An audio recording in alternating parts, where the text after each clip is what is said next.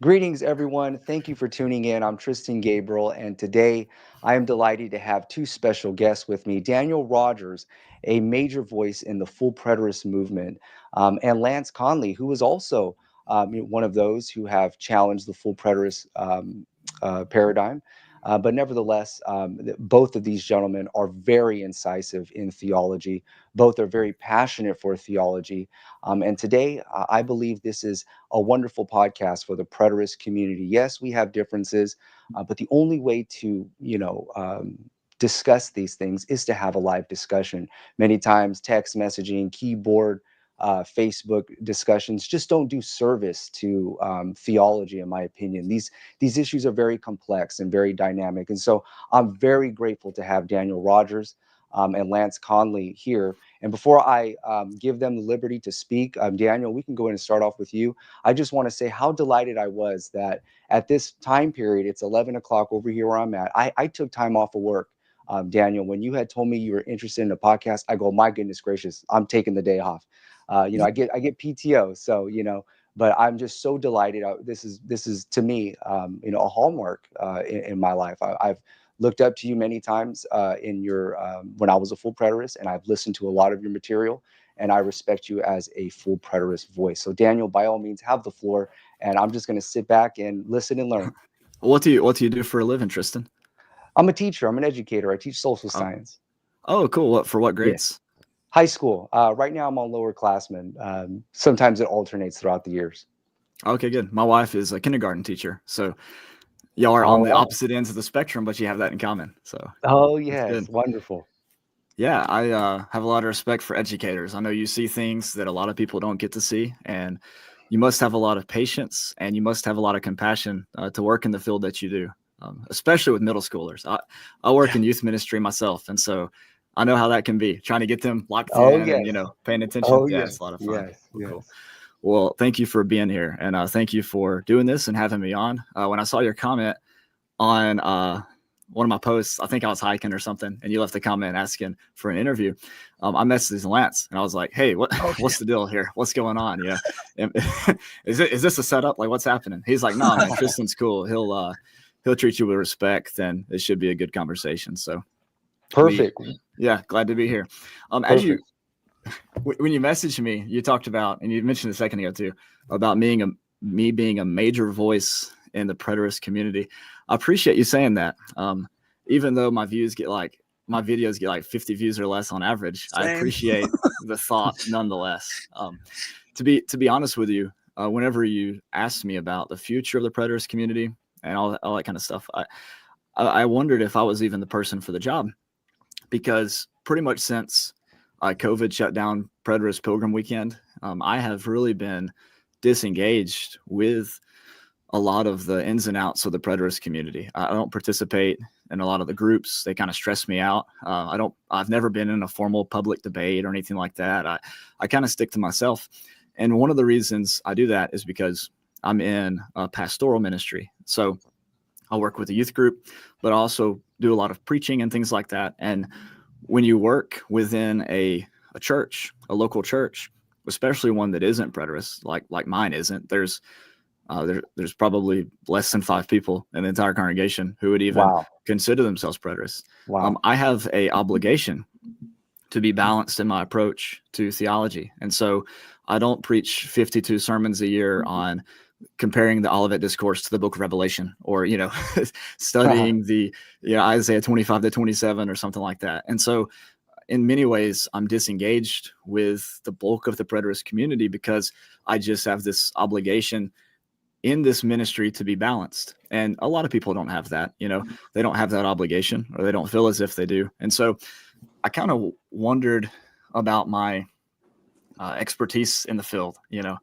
for what you were wanting from me. You have something to say? Can I just Yeah. say I really appreciate that you do that, because I did youth ministry too, and I was an assistant pastor when I was a Baptist, and I did the same. I tried to do the same thing, where it just because people didn't agree with the eschatology that I believe, like I still tried to just do, like, I'll do a gospel message on Mark or something, that everybody can get something and gain something out of it. So I really Yeah. do I really do appreciate that you do that for your congregation. I just wanted to say that. Oh, I appreciate that, Lance, and I try to. I put in a system of checks and balances. Actually, this is going to sound really weird coming from a Church of Christ guy, but one thing that I started doing a year and a half ago or so was actually using the textual prompts from the Revised Common Lectionary as the basis for my sermon topics on Sunday. That way, I don't fall into just preaching about what I want to talk about. I have to hit everything. If the passage is about marriage and divorce, I'm going to talk about it. If the passage is about, why bad things happen to good people, as right. Little as I know about that subject and as frustrated as I can get with that subject, I have to address it. I can't just skip over it and go back to talk about, Daniel's 70 weeks or, what is Jesus's parables about the end times actually about. It forces me to be balanced, and I need that because I'm the kind of guy that goes to McDonald's and orders a number 7 with no pickles literally every time. I don't need the diversity, but I know that other people do. So since we're talking about the future of preterism and the present of preterism, I thought it would be good to talk about 3 things that in my mind are roadblocks to the growth of the movement. And I want to point out that these are not systemic problems. Lance made a post in one of the groups the other day about how preterism has no connection with a denomination. Like there's no denominational support for preterism. Well, that's more of a systemic problem, right? You're not going to be able to overcome that unless you deal with the 3 things that I'm talking about. So those kind of problems that can't be changed overnight, I'm not really interested in those in this conversation. I wanted to talk about 3 things that could be changed, maybe not overnight, but certainly in less time it would take to have an ecumenical council. Okay. So those 3 things are division, fruit, and conspiracy. Just kind of break them up into 3 points for you. The biggest roadblock, in my opinion, to preterism is division. Jesus said in John chapter 17, in his prayer before his death, that it was his desire to see his disciples be completely one as he and the Father are one. And he says, by this, the world will come to believe in me and will know that God has sent me. So this is a problem, by the way, with any movement, with any denomination, with Christianity in general. The fractured nature of Christianity is one of the biggest roadblocks to the spread of the gospel in any situation. When you take something like a movement that is as novel, maybe as small in scope as preterism, and you add to that very severe divisions, you are hindering the progress of the movement. So here's why I think we have these divisions.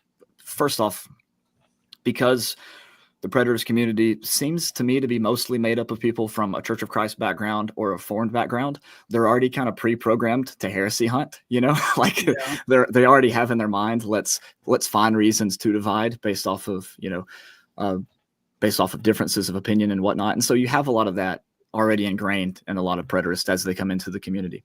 But one of the things that preterism does is it seeks, this is going to get me in so much trouble. It seeks to prove too much. Let me explain my reasoning here. Preterism deals with a legitimate scholarly question that has been asked since the first century by heretics and by people within the church of good standing. For example, 2 Peter 3, where is the promise of his coming? All things continue as they have since the beginning of the world up until now, right? So that question has been asked since the very beginning by people within and outside the church. We know that sometimes there's an ebb and flow to this. There's times when the eschatological expectation will die down. There's times when it'll severely increase, and everybody talks about eschatology.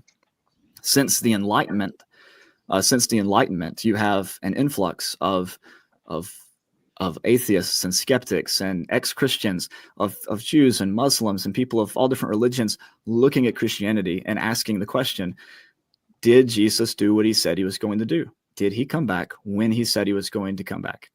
And this has been answered by theories of postponement. Mid-Acts dispensationalists, of course, say that everything was going good until about Acts chapter 7. And with the death of Stephen, then things changed, and now we're in a mystery grace dispensation or whatever. Others have answered this question by by talking about the nature of time. Is it God's time or man's time? Is time elastic? That sort of thing.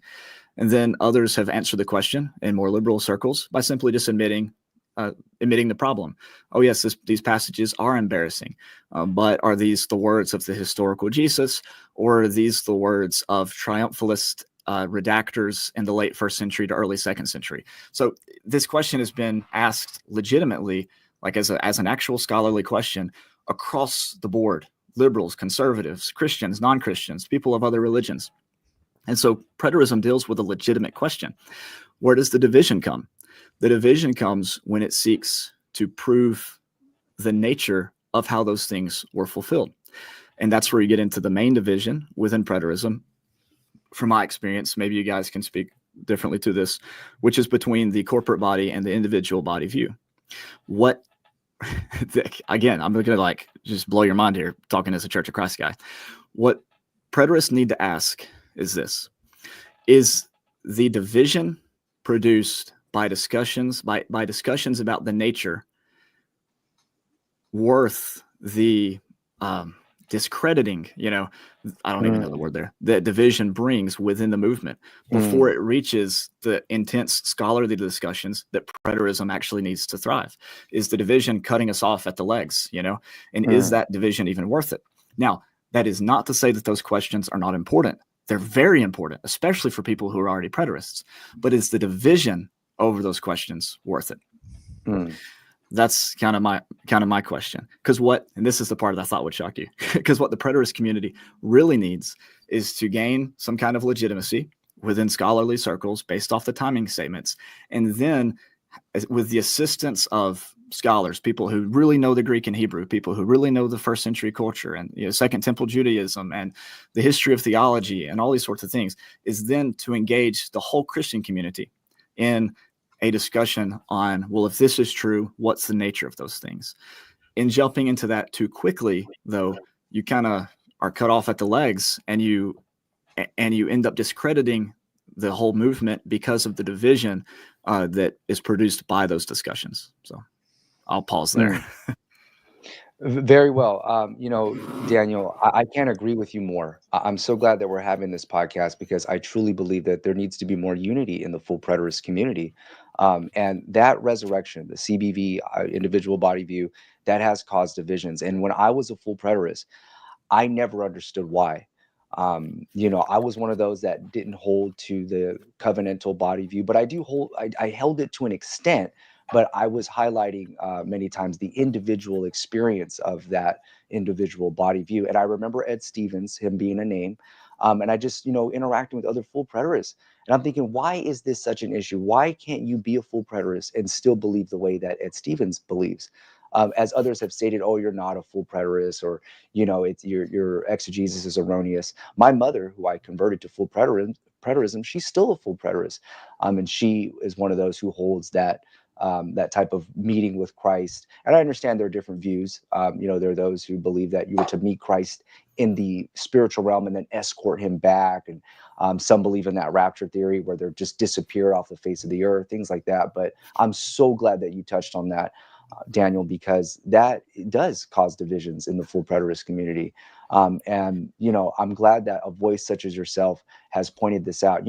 Daniel, many have viewed you as sort of like a protege to Don Preston. And I got to be honest with you, when I was coming into full preterism, that's how I viewed you.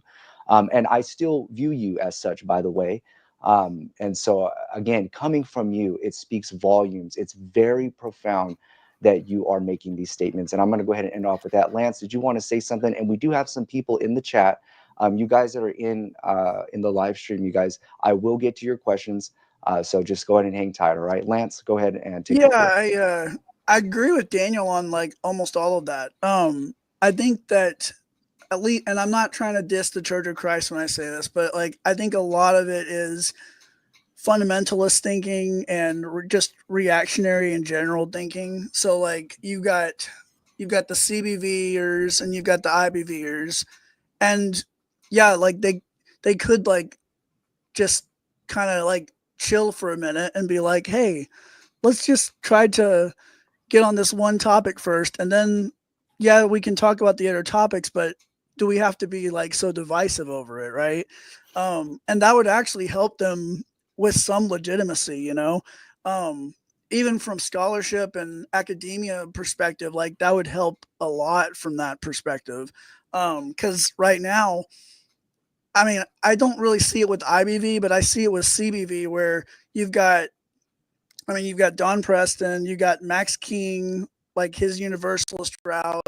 You've got Don Preston, where he's not a universalist, but since he's not Unitarian, like he's got this stuff with the Trinity, like with the Trinity that kind of messes up the hypostatic union. So, you know, like the Jesus burned up in the ascension kind of stuff. And but then you've got CBVers like John Watson and them that they're teaching like Jesus has spirit blood, and they're kind of incorporating Jehovah's Witness theology into their, and which makes sense because they were Jehovah's Witnesses, but like Holger was, I think they grew up that way. So not John Watson. I'm sorry. Oh, I thought you were talking about John Watson. I was confused. Yeah, I meant Holger. I'm sorry, but you've got like that, and I mean, you've just got like a whole influx of people that they're not all Church of Christ. So some of it is too just like people from different backgrounds, just and it's all intermingling into this smorgasbord, you know. So you've just got this Borg that kind of messes it all up to where you can't, where it's all divided, you know. So I think that is a problem. Yeah, well, you know, in a way, that is one thing that speaks to the legitimacy of the original question, which again is, did Jesus do what he said he was going to do? The very fact that people from a wide range of traditions are seeing the problem with that question and trying to find a legitimate answer to it does again speak to the validity of the original question. But it is true, Lance, that whenever everybody brings their baggage to the table and tries to retroactively read into the text like their own views on, you know, tertiary issues, couple them with preterism, that's where you get a lot of the division for sure. Right. Yeah. Are there, Tristan, are there any questions specifically about this particular subject? Yeah, absolutely. You know, I want to go ahead and get to this person's question right here. I think it's very pertinent to the topic right now. Is there a way to make preterism more accessible, like making it a club or brotherhood association to the main hub of practice, allowing for those who aren't ready to adjust denominations? If I can go ahead and interject, and if you guys want to comment on this, I think this is you know, a pretty thought out question. You know, I would say go to the Facebook groups, Preterist Perspectives, Discussions and Debate. I believe that group is pretty much well balanced. I'm part of that group. Lance and Daniel were in that group. There's other preterist groups in Facebook. You know, there's Simple Preterism. There's another page too. I believe I can't think of the name. Lance, do you remember what the other major one is? There's like, I know there's a full preterism thing in the past, but that's not a real. It is a preterist group, but I don't know. I don't know of any other ones I'm thinking of. Like, they're all just about, I think those are the two big ones, really. Yeah. Well, if I could interject really quickly, Daniel, if you'd like to comment on this, you know, I do understand that in these Facebook groups, you know, sometimes it can stifle your peace, you know, when you're interacting back and forth. That's why it's debate and discussions. So if you're only following YouTube comments or on the YouTube channels of, you know, preterist channels, behind closed doors, there's a lot of activity. The majority of the activity and the life in this movement is in these Facebook groups. And I remember what it was like just being someone who listens to the, you know, YouTube channels here and there. But when you're in the Facebook group and you're interacting, it does change the entire game. And, you know, there's a lot of people their beliefs get changed. Mine sure did when I entered into the Facebook group. And so, Daniel, would you like to comment on this? Yeah, I have the exact opposite take. If you're looking for brotherhood, run far away from Facebook. But that's okay. Well, I appreciate the disagreement there. I understand. I have a different approach to social media, perhaps than most. I read too many books on the problem with social media and the algorithm and everything, but that's okay. I would like to say that to me, the conferences are some of the most helpful things that I've ever attended. And it's not the lectures and sitting in the audience, you know, that were the best parts for me. My favorite parts were the late nights at IHOP or Waffle House, you know, hashing out these things, you know, and just like talking and having fun and relating to each other.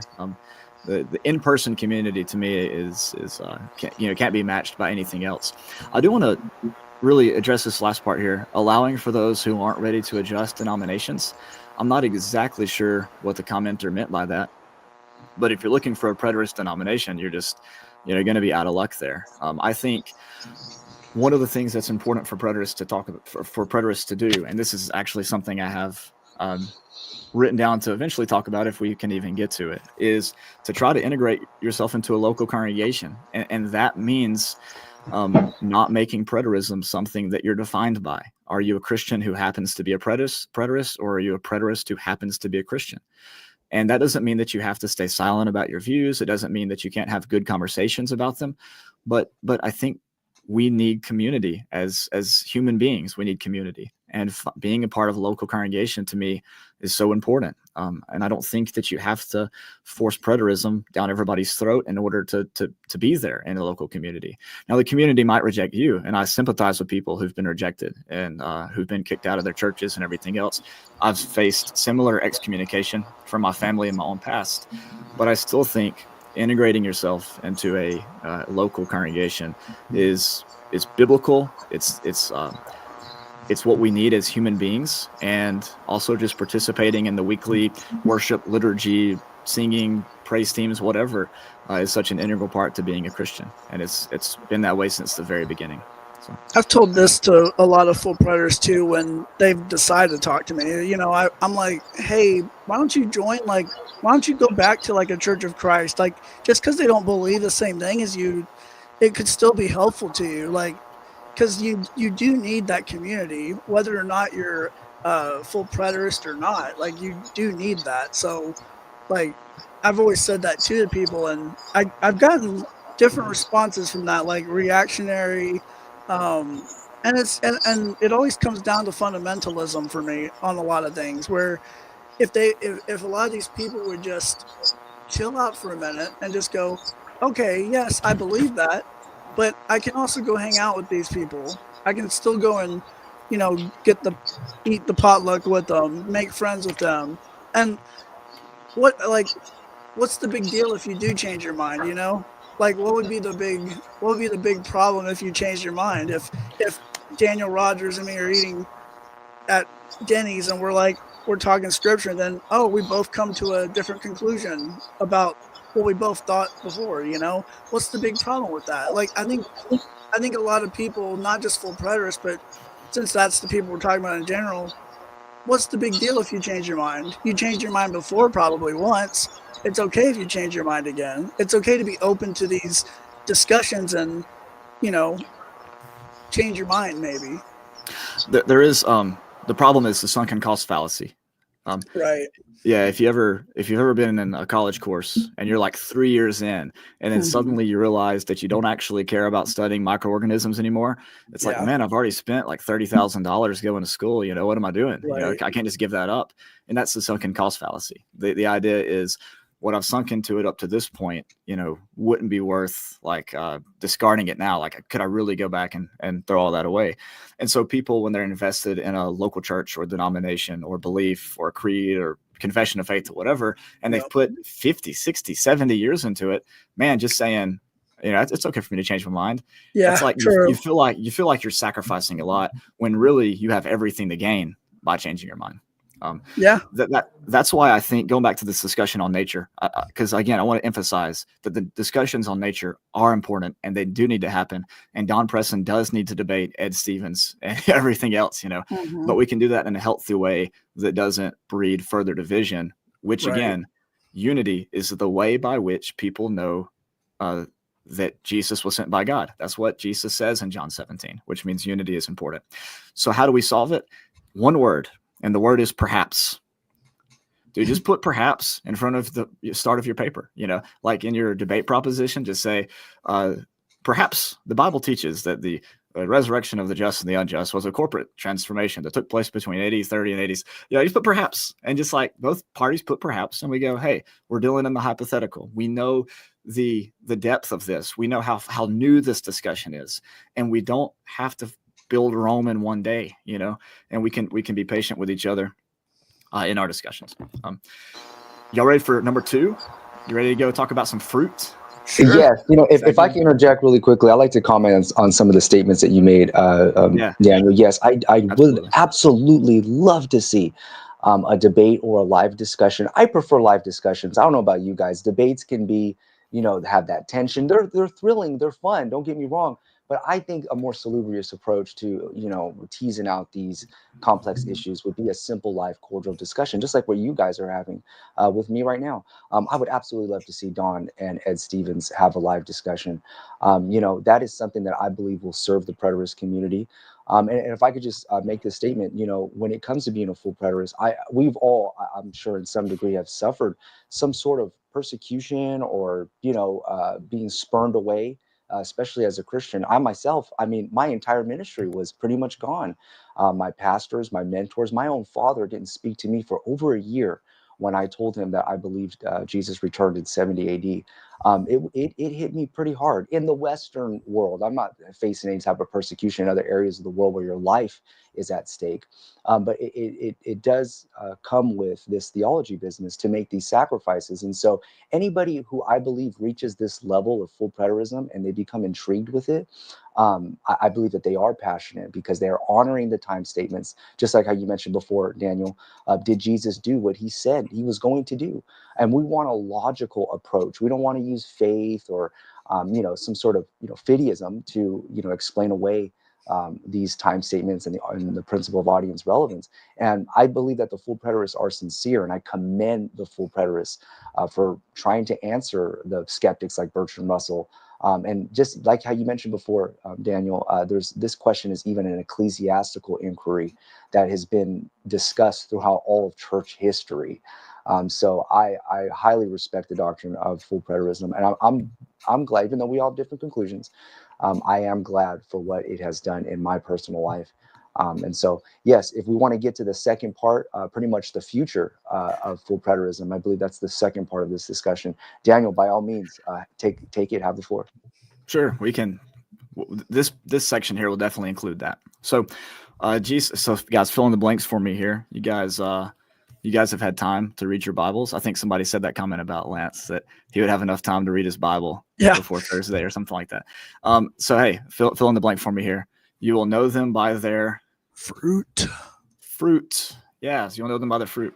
So what is Jesus talking about there in Matthew chapter 7? Hey, you can go a couple of different directions. But if you look at the wider scope of the Gospel of Matthew, and you get to Matthew chapter 25, and Jesus is talking about who is it that enters the kingdom of heaven. The sheep, their entrance into the kingdom of heaven is not predicated on their ability to interpret the Olivet Discourse or how they date the book of Revelation or how they understand the time statements and the Catholic epistles or whatever. Their entrance into the kingdom of heaven is based off of a few simple things. I was hungry, you gave me food. I was sick and you visited me. I was naked and you clothed me. I was in prison and you visited me. So the question is, what is the fruit of full preterism? Is the fruit of full preterism robust debates in the comments on 34 comments deep on a Facebook thread? Or could it be, now it might not be right now, but it could be this: they've read Revelation, they believe Revelation's been fulfilled. Revelation 21 talks about the nations bringing their glory into the New Jerusalem. Revelation 22 says that there's a river of life that flows from the throne of God and the Lamb, and the fruit of the tree of life is produced every single season, and it's for the healing of the nations. What if preterists believed that and took that belief and ran with it and were the leading experts in doing exactly what Jesus said the kingdom of God is about in Matthew 25, clothing the naked, feeding those who are hungry, attending to those who are sick and in prison, right?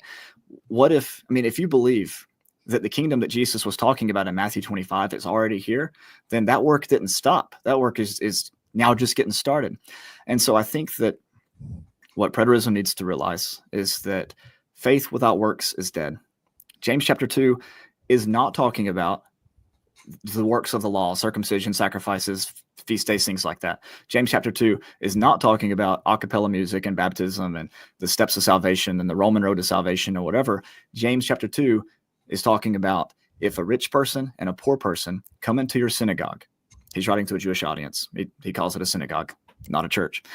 And they are treated differently. One is given the good seat, one is told to sit in the back corner where nobody can see them, then your faith is dead. And he says, if you offend the law in one point, you're guilty of all. And he cites, don't kill, don't commit adultery, things like that. But then he says, the whole law is fulfilled in this, that you love your neighbor as yourself. How can you stand up on Sunday morning, this is still James talking, and you preach about Jesus feeding the 5,000? And then you tell the congregation, be you warmed and filled, and you send them away hungry. How can you stand up and preach those who enter the kingdom clothe the naked from Matthew 25? And then you tell the congregation, so stay warm this winter, and then you send them away without a coat. He says faith without works is dead. So if preterists teach that there is actual healing available to the nations and that the gates are never shut, like there is no night, the gates are never shut, the fruit of the tree of life is always produced. Anybody who wakes up and realizes, man, I'm thirsty, then they're invited into the kingdom, then and they can receive real healing. If they believe that, then get out on the streets, man, and start doing this sort of stuff. Start helping out with foster parents' night outs. Start having canned food drives. Start opening up warming shelters in your fellowship halls. If you can, dude, this would even be great. I wish I could do this, just to be completely honest. Sell your church building and give the proceeds to the poor and meet in somebody's backyard under a shed. Like, oh, wow. If Amazing. You really believe that it's for the healing of the nations, produce the fruit. I would love to see a lectureship where day one, everybody gets together, has a big meal. Day two, you can have all your lectures about how to interpret the, Romans 11, 25 and 26 or whatever. And then day 3, 4, 5, and 6, they'd say, let's go live it out. Let's go into the community and pick up trash. Yeah. Let's go raise money for a homeless shelter. I mean, whatever, And this is a big one. This is my last point, and I'll shut up, I promise.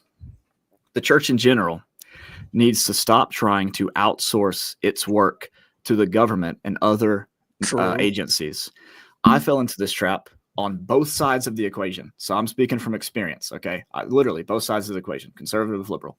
And I fell into this trap of trying to outsource the church's work to the government. The church should put the government and other human organizations to shame in its humanitarian efforts. It should be second to none in healing the sick, in providing affordable medicines or whatever, in free medicines, in purchasing food for people and clothing people and housing people, in leading the fight against addiction and abuse and domestic violence, whatever. The church should be the number one person people go to receive this. And we shouldn't outsource those things to the government. The reason is a very preterist concept from Daniel chapter 2. Every physical nation has its rise and has its fall. The only kingdom that's eternal is the church. So we better start doing that work ourselves. My goodness gracious. Round of applause and bravo to that, Daniel. I mean, my goodness gracious. If, like I said before, even though I was a former Christian, I am a skeptic. I still have that worldview of evangelism. And that is the mindset that is going to grow the movement of full preterism and Christianity in general. And not only that, that mindset that you have, that humanitarian mindset, that altruistic mindset, regardless, even if religion was involved, that is a benefit to the common good of humanity. My goodness gracious. I mean, you said it so beautifully. It's like as if you read my mail, my wish list, if I was a Christian. And at the end of the day, there's so much good that comes from religion. Yes, there's good and there's evil, but that's a humanitarian thing. It doesn't matter what type of social group you're in. You're going to have good people, you're going to have evil, and there is good that comes from Christianity. That is without a doubt. And that mindset, I have to commend you, and I will forever respect you for that, Daniel. That truly is touching to my heart personally. Lance, do you want to go ahead and say something? I think Daniel's been reading St. John Chrysostom and St. Gregory of Nyssa, because those guys they say the exact same thing there. Yes. So hey, I'm good with that. We got to, like, that's been the whole message of Jesus. Like, he doesn't really focus as much on eschatology as he does on saying, hey guys, love God and love people, and how do you do that? You help the poor, you try to do exactly what we've all been saying here. So, well, Jesus's eschatology, as seen in Matthew 25, is tied up with social justice. Yeah, agreed. Yeah, you can't divorce it from it. Yeah, I agree. Yeah, you can't divorce it. It goes hand in hand, and I think so many people have forgotten that today. And that's from liberal and conservative sides. For sure. 100%. Both sides, definitely. Because I had somebody ask me one time here recently, well, socialists couldn't accomplish the things that you're talking about. I'm like, yeah, of course they can't, because they're not the church. They're not the gospel. They don't have the gospel of Jesus. Those systems are not designed to produce that kind of worldwide relief. But if we believe that the gospel of Christ really is for the healing of the nations, then we better start acting like it. You know what I'm saying? And so going back to by their fruits you shall know them, division discredits full preterism in many people's eyes. Again, whether or not it's fair or not or whatever, that's just the simple truth. Second, the lack of fruit can discredit full preterism. Is this something for people who are chronically online? Is this for keyboard warriors? Is this for people who live in Facebook groups and who tag everyone for every post? Like that's preach. or is this for actual human beings who suffer loss and who have kids that are sick and who have a family has a family who doesn't have enough food on the table? I mean, this is real life we're dealing with. Right? Yeah. Number 3 was, or are you still on number 2? Okay. I think that. How do I word this? I think full preterism, not every one of them, obviously, but I think a lot of them lack a forward-looking, how do I put this? A forward-looking eschatology. Because, if it's, whether or not it happened in 70 AD or not, you're still living now and you're still trying to follow Christ. So you need to be doing something. So eschatology doesn't just end at 70 AD, So, they should be going and doing that, not just sitting. How powerful is that? What's the power of the message if all you can do is be on the internet all day and just go, oh yes, 70 AD, this happened in 70 AD. Don't you feel the power of that? And it's like, no, I don't. This is happening right now, and this isn't helping my life one bit. So, I agree with you. I agree with you on that. There is power in the message, but the power in the message is produced in the transformation in the lives of its adherents. And if you don't see that transformation, what reason do you have to even consider? Yeah. Hey, Daniel, looks like you're stuck on your end. Well, is he stuck, Lance? Can you see him? He was working fine a minute ago. Okay, looks like he's stuck. I get it. Sometimes internet issues. Daniel, I'm going to go ahead and kick you out, and then I'll put you right back in. Yeah, he just got paused. But anyways, ladies and gentlemen, we're going to be waiting for Daniel to come back. Looks like he's having internet connection issues. But at the end of the day, Lance, that was great. My goodness gracious, that is what the preterist community needs to hear. Agree. Absolutely. I agree. If more people were willing to come on, discuss stuff, and engage like Daniel is doing, and if they were willing to call that out like he is, that would be much more beneficial to the church in general as a whole, than anything. So it would give atheists a lot less to work with, just saying. Yeah. If we're all absolutely actually working towards the goals that Jesus tried to tell us to do in this life. Yeah. Yeah. Hey, sorry about that, guys. It's okay. I get it 100%. And if it happens again, I'm just going to go ahead and kick you out of the, I shouldn't say kick you out. It's kind of like I'm kicking you out, but that's what it states here on the StreamYard. Kick guest out. So I'm reading off of it. I'll boot you out. Tristan's going to excommunicate you and then bring you back in. No. Sorry about that. We were just saying how profound that is coming from you. And I want to tell you, Daniel, there are some who have been questioning your standing in full preterism. I know that you haven't been in the forums lately, but I truly believe that you have answered all of the questions right now. There have been some who have stated that, is Daniel a full preterist? I've been hearing this, Lance. I'm not sure if you've been seeing this. Maybe it's because of inactivity lately. I don't know what it is. But I've never questioned Daniel in your adherence to full preterism. But I just want to say right now, you have answered this, and I would like to make a highlight of this and post it in the preterist forums. Dude, I'm like a 21 article series into the eschatology of John, looking at the eschatology of John in every chapter.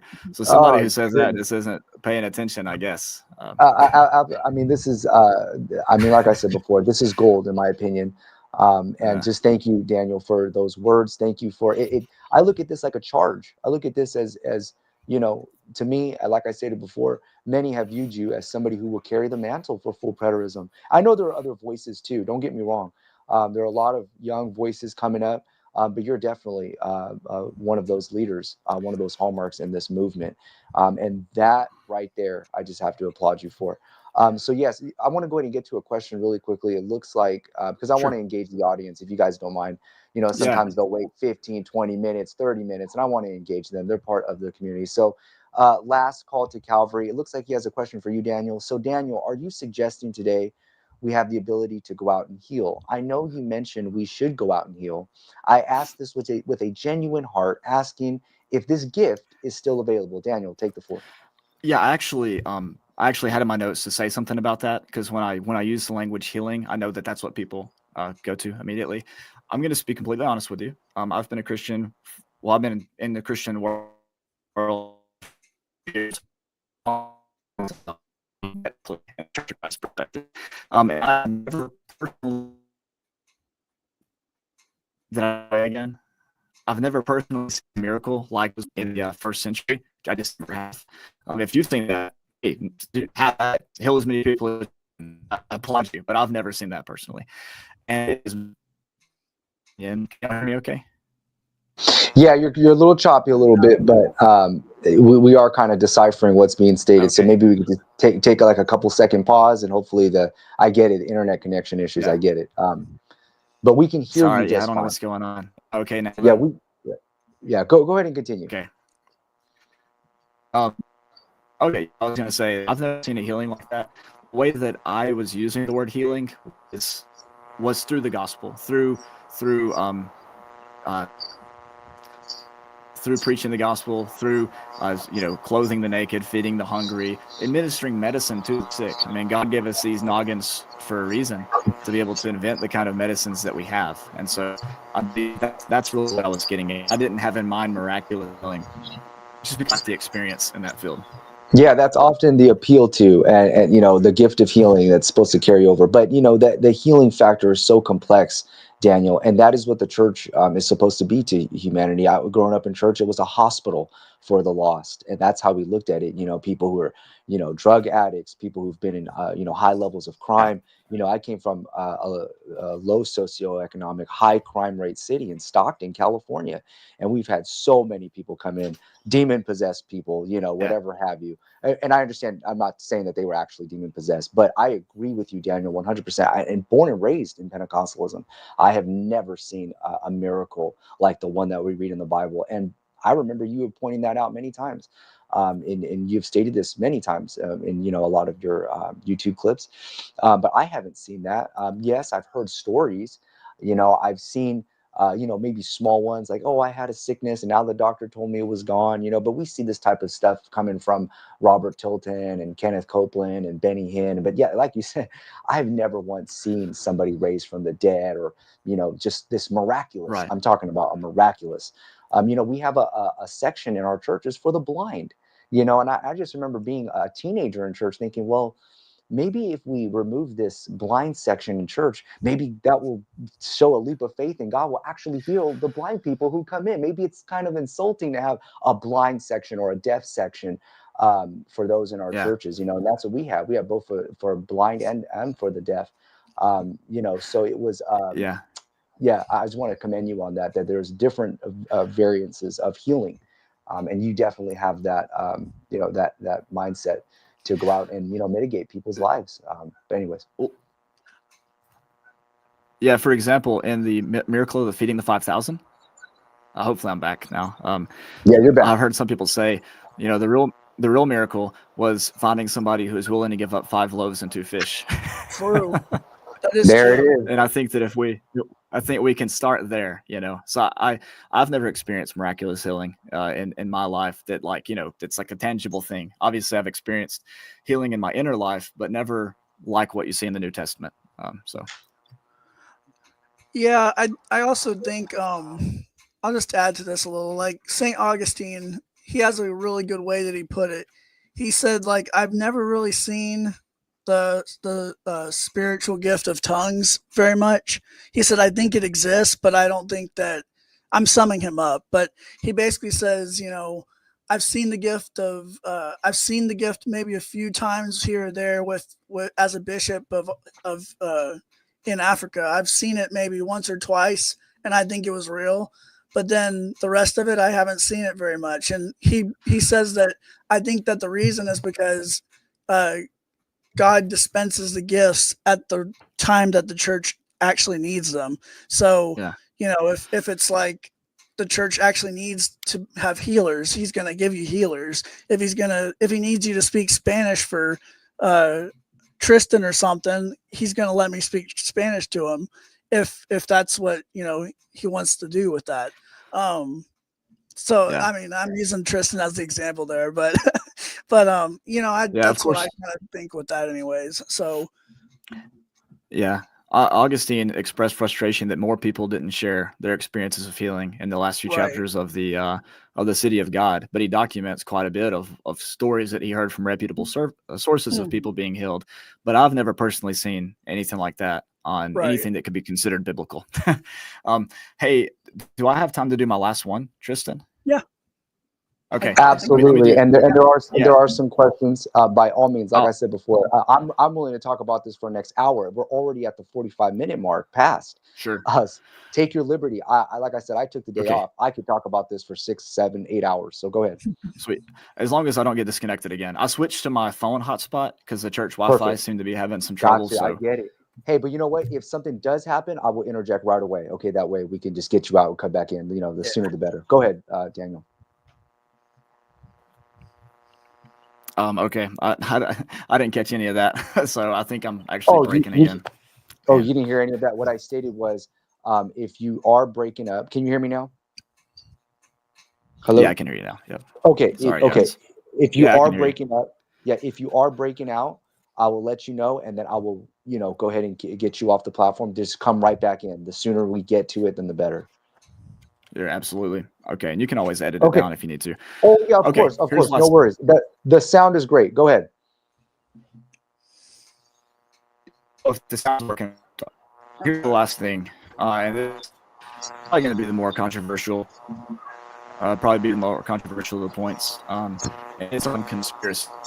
So, imagine that a kid wakes up his parents in the middle of the night.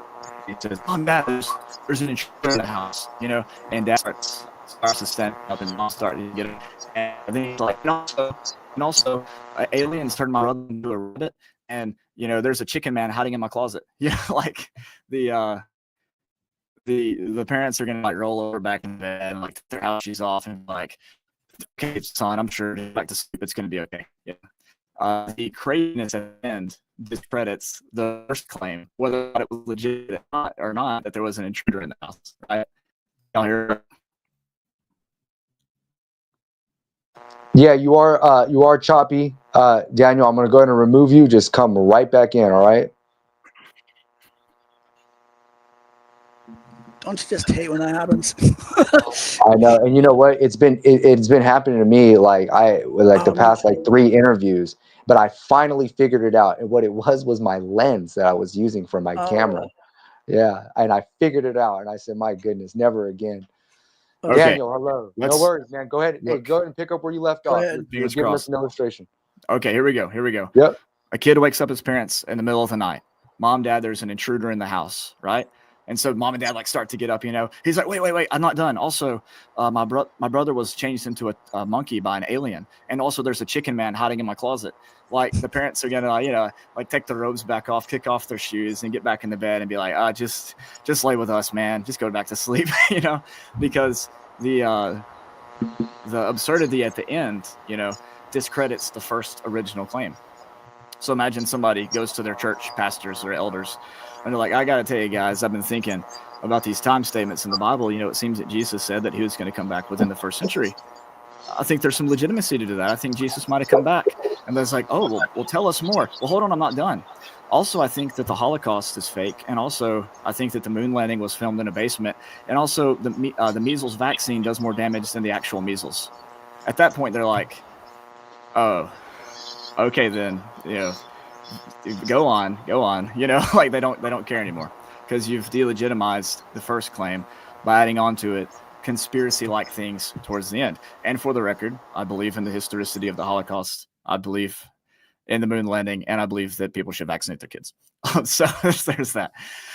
So what happens in preterism oftentimes is preterism gets attached to conspiracy theories like that end up making people, scholars in particular, not really care about the first claim, even if 4 of those 5 claims are true, even if the first one's true. And even if it's not fair that they discount the whole thing because of the other 3 things, it's still a problem in the real world that people aren't going to take time to investigate something if it's attached to other things that are considered to be conspiracy theories and that are just frankly bogus, Now I come to the next point that's important. The same is true with orthodoxy. If you're going to take a position that has not been taken, as far as you can tell, ever since the 1st century, and you're going to take a position that basically goes against, everything that Christians know to be true, then you better be airtight when it comes to orthodoxy and everything else. You better be able to look at the writings of Athanasius and the Nicene Creed, or the Apostles' Creed, and you better be able to go, boom, boom, boom, boom, boom. I affirm the Trinity. I affirm the forgiveness of sins, the communion of the saints, whatever. Like, yes, I'm good on all of that. It's just this one part that I think we haven't asked enough questions about. Because if you are off on any of that other stuff, there's no reason for any scholar to pay any attention to you whatsoever. They're just going to be like, oh, he's just a nut job that doesn't care anything about. Yeah, you know what I mean? You add to your authenticity by being airtight on all the other stuff and by talking about and affirming the other stuff. Okay, because again, this is about the future of preterism. If preterism is going to be a legitimate movement, it has to deal with the divisions within it. It has to bear the fruit of a movement that's been transformed by the healing gospel of Jesus, and it needs to be airtight on all the other claims. Otherwise, it's not going to gain any ground in scholarly circles. So, wow, amazing! Yeah. I like how you said that it has to be airtight. In other words, you have to be on your A game. That's just how it is. You have to be able to. The details matter when it comes to this level of theology. Especially if you're going to be world class, right? And that's what full preterism is trying to do. They're trying to answer world class skeptics like Bertrand Russell, who is a legend in Western philosophy.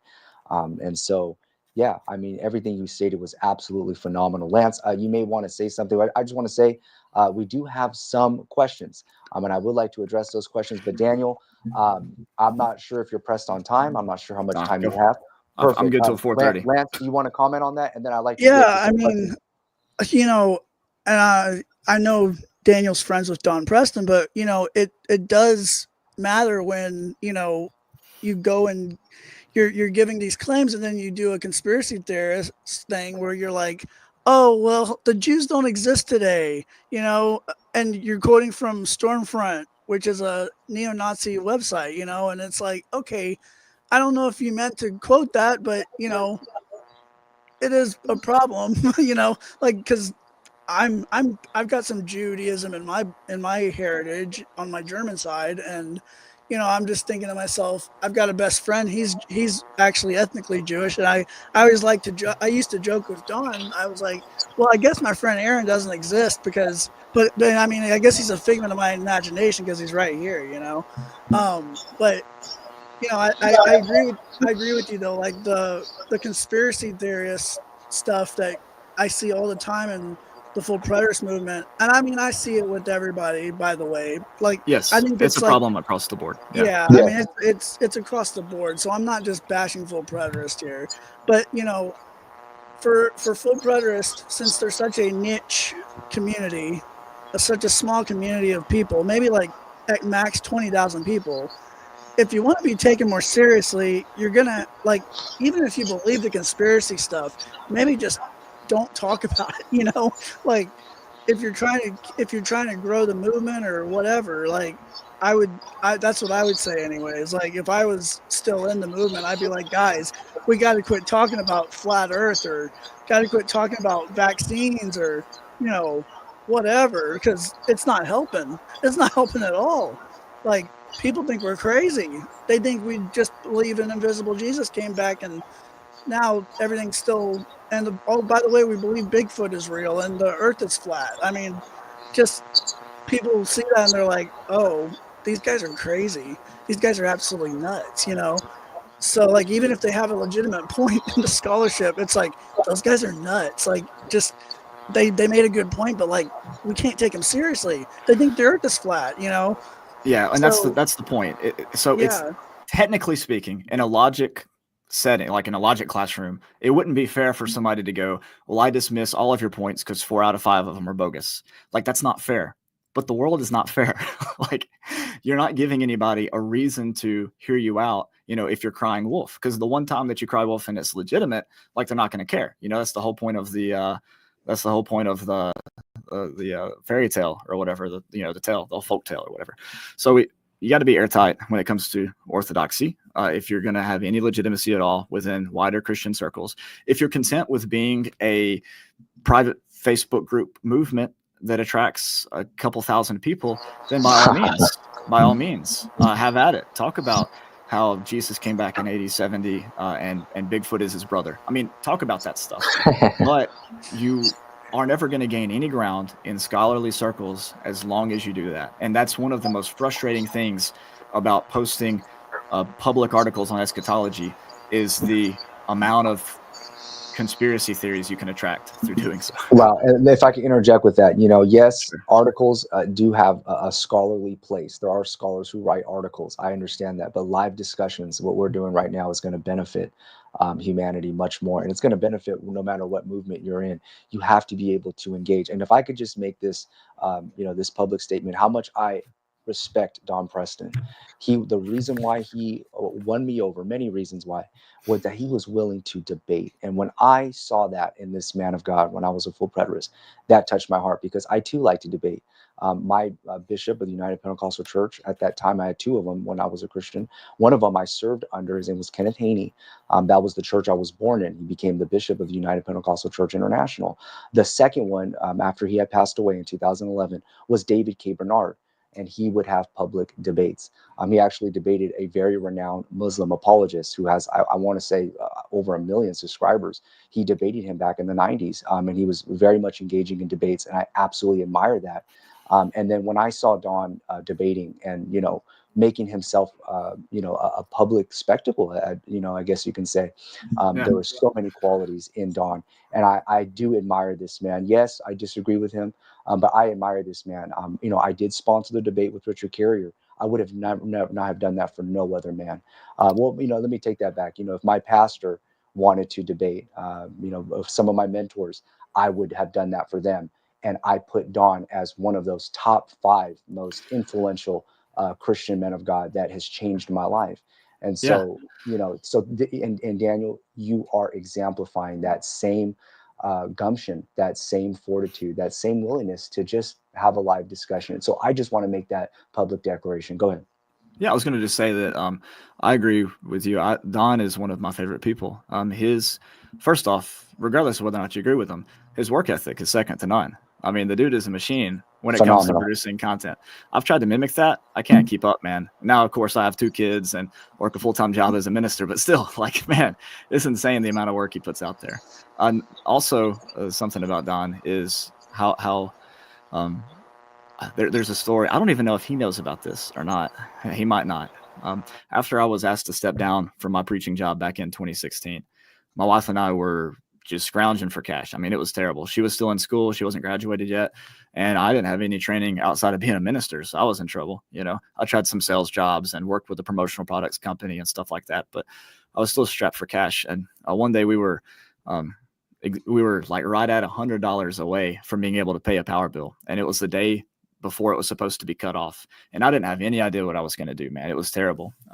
So I go out to the mailbox, and then there's a letter from Don. And at this point, I hadn't spoken to anybody online, answered phone calls or nothing for like 2 or 3 months, because I was in a deep, deep depression.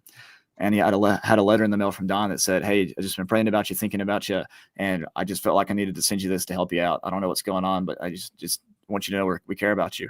And it was the exact amount I needed to pay that power bill. And so I have so much respect for Don and his ministry, and what he does, just because I diversify in my own preaching and teaching.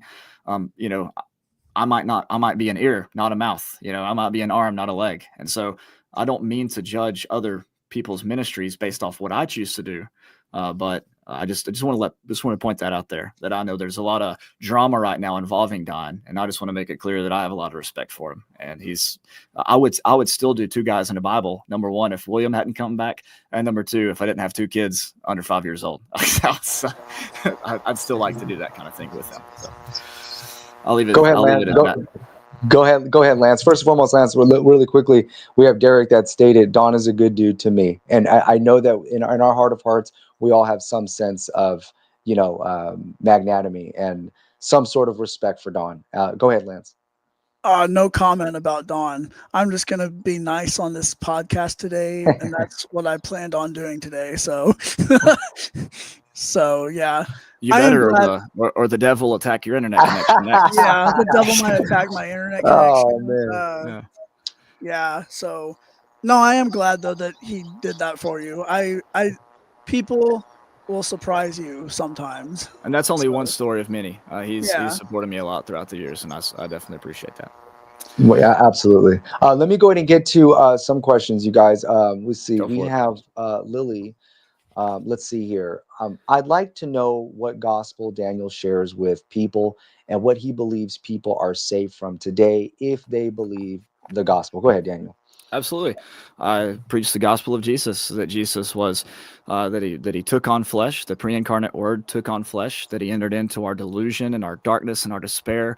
He was raised in a war-torn country, just miles away from a city that had been ravished by the empire, that he grew up seeing disease and famine and death. He cried over his best friend. He was rejected by his family. He entered into the deepest darkness for us. We sinned our sins into him as violently as we could. We poured out our full wrath upon him, and it was not even satisfied. And he was buried during the time of Pontius Pilate, and the tomb was empty on the third day. And the disciples testify that they were witnesses to that resurrection, Cephas and James and 500 brethren at once, and Paul finally himself. And it is by this gospel that we enter into a union with the Father, Son, and Holy Spirit. It's by this gospel, that putting our faith into it, that we are saved. And what are we saved from? Ultimately, we're saved from ourselves, from our own delusion and darkness and stupidity and ignorance, and the way that we always mess things up and tell lies and hurt people and work against ourselves and work against our own happiness and work against other people's happiness. In every way that we failed in loving our neighbor as ourselves, that's what we're saved from. And if you can't look around in the world and see darkness and despair, then I don't know what you're doing, man. That's what we're saved from. So there you go. Hey, Lance, was that orthodox enough, Lance? That's pretty good. I gotta give him. I'm giving Daniel a lot of props today. So people that have said that Lance is so mean to full preterists, I mean, look, I'm being nice to Daniel right now. I'm agreeing with him on like almost everything today. So yeah, and let me just say this. I do have over my body. I have tattoos all over my body. One of them on my arm is sensus plenior. It's a hermeneutical principle. I have a whole bunch of theological things, and I do plan to have full preterism, tatted on me, because it is something that has definitely changed my life. And that type of mindset that you have, Daniel, is phenomenal. When I was a full preterist, I shared precisely to the T what you have shared, and I'm just so happy to hear it coming from you. I do believe that Lily is asking like a more theological question of the gospel after 70 AD. I always looked at it as a full preterist, that message of the death, burial, and resurrection of Christ. That is the gospel message. That is what you're sharing for people. And like you said, Daniel, you're saving them from themselves. It could be, emotional trauma, psychological trauma. The gospel is for the wounded. The Bible even states. I mean, it's for everybody, I guess you can say, and I understand that Calvinists may say otherwise, but the gospel is for a healing mission. It's to give people hope, and whether you are a full preterist. And I understand Lily may be asking, more of a didactical question, but I just want to state that if you're going to be a full preterist Christian, if you're going to, regardless of the theological differences, you're going to have that mindset that Daniel has just demonstrated. If you're going to be a true Christian, regardless of your view on eschatology, regardless of what denomination, Protestant, Catholic, Eastern Orthodox, you need to have that heartbeat that Daniel just exhibited to the public right now. And I cannot thank you enough, Daniel, for that. Let me go ahead and get to Lance. Can I say? Go ahead. Can I say one more thing about that? Sure. Of course. In Revelation 21 and 22, the gates of the New Jerusalem are never shut. If there's nobody outside of those gates that need to come in, then it's not a very radical statement that says that the gates are always open. If I leave my house always open, but there's like a 0% chance of it being invaded by an intruder, that's not really that big of a deal. Like, we grew up with our doors unlocked. We lived in a safe neighborhood. But if you leave your doors unlocked in an unsafe neighborhood, like you were talking about growing up in, that's a radical statement. So when the New Testament says that the gates of the New Jerusalem are never shut, that's only impressive because there's people outside of the New Jerusalem that could come in. If there weren't people outside of the New Jerusalem, like why even make that point? And what's amazing is, yes, those gates are open. I'm assuming the full preterist paradigm. I'm granting it that, you have that correct view. The Christians still have to go outside the gates and bring them in. I wish we saw that in Revelation, you know what I mean? Rather than the kings and the nations coming in, going on an outreach, go knock on the door. If you are a full preterist Christian, that gospel mission should still be the core of your intention of sharing this gospel. You should still be knocking on doors. You should still be participating and feeding the homeless. I've done that for years, participating in the Good Samaritan Center for 5 years, handing out turkeys to the homeless. And it didn't matter the theological paradigm of somebody, their views on eschatology or whatever. We united with other Christians in the community, regardless of our denominational beliefs, to serve the poor. And that is something that, Jesus taught, and that honors the gospel mission of Christ. Lance, you want to go ahead and comment, and I want to go ahead and get to Derek's question as well. Go ahead, Lance. So I guess I'm commenting to Lily's question. Is that right? If you like. I mean, it was for Daniel, but okay. I just want to give you the opportunity. If you don't want to comment, that's fine. So, with some full preterists, like, at least for me, it was this way. So when I taught that there was no more sin anymore, because I taught that it was destroyed. I read 1 Corinthians 15 and I said, okay, that's done and over with. So, I mean, I obviously told people, you need to be good to people and all that, but when she asked what are we saved from today if they believe the gospel, I always had a tough time, even when I was trying to be a universalist with the full preterist position, because what are we saved from today? We're not saved from sin if that was the case. But also if it's the opposite take, if the elect were elected in 70 AD, then there's a practical implication there that, well, maybe there is no gospel for us today. So these are just things that I think would be challenging for some full preterists, maybe not all of them, but I think that'd be a challenging thing for full preterists to talk about in general. I think Daniel does a pretty good job with it, but I think that's I think that's one of the things that is also not helping the mainstream, I think, because a lot of people end up taking the Max King route, where it's like, okay, that makes more sense to me. Whereas a Don Preston or maybe Daniel here, he can correct me if they say that sin still exists and there's still sin around, which there's obviously still evil around, but anyways, I'll let Daniel correct me if I'm wrong on that bit. I feel like this all comes down to definitions of what sin is. Right. To me, the best definition of sin that I've ever heard was this: sin is a culpable disturbance of shalom. Yeah. Sin is a culpable disturbance of peace, and I definitely see that going on today. So I'll just leave it at that. I don't feel like justifying myself, or I get it. I get it. I don't feel like I get have it. to justify myself even more. I get it. And you know what, Daniel, and like I said before, thank you for that response. And, you know, like I said, I feel heart to heart with you on that. You know, even when I was a full preterist, that evangelistic mindset was still there. Now, like I said before, it doesn't matter. We are going to come to theological differences. But nevertheless, if you're going to be a full preterist Christian, you need to have the mindset that Daniel has just displayed. And I 100% agree that full preterists, especially, you know, the task is probably even more, because now you have to convince all, not just the world, you know, those who are outside of Christianity, but now you have to convince Christians of full preterism. So that drive for propagating this view of full preterism should intensify. And so at the end of the day, I have the utmost respects for you as a full preterist voice, Daniel. Let me go ahead. And it looks like, you know, Daniel, there are going to be some, you know, theological questions coming your way. You know, you are a leading voice in full preterism, and, you know, I already have applauded your answers, but it doesn't look like many more. But it looks like Derek has one. How does Daniel deal with the problem of what happened at the parousia with resurrection, being the final judgment in AD 70, making history? Is Daniel's position different from Don's? Do you mind? What is? I might be out of the loop here. Exactly. What does he mean here? How does Daniel deal with the problem of what happened? What is he talking about? The nature? Is that what he means? Yeah, he probably the nature, how the saints experience probably the resurrection, the living saints, or like what took place other than the Roman soldiers besieging Jerusalem. This has been propagated a lot lately in the preterist circle. It's been gaining, and Don has been doing his best to, you know, clarify this. So I guess Derek would like your voice on this topic. Sure. Oh man, what a good question.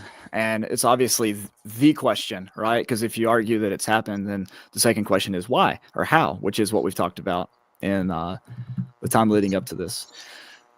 Oh man.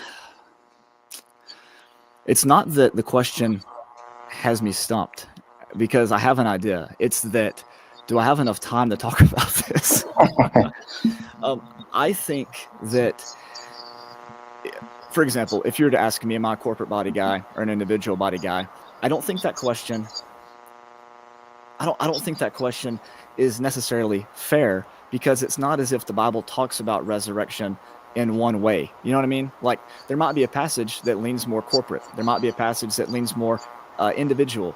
There are some passages that talk about resurrection, and you would interpret it as the perseverance of the individual as an individual following death. There are other passages, which is a definition, by the way, William Barclay gave in his commentary on the Apostles' Creed.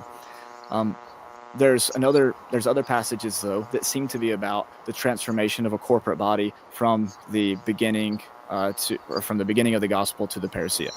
So really, you have to ask, what passage are you talking about? I mean, are you talking about the emptying out of Hades? Are you talking about the like 1 Corinthians 15, what happens to the dead versus what happens to the living?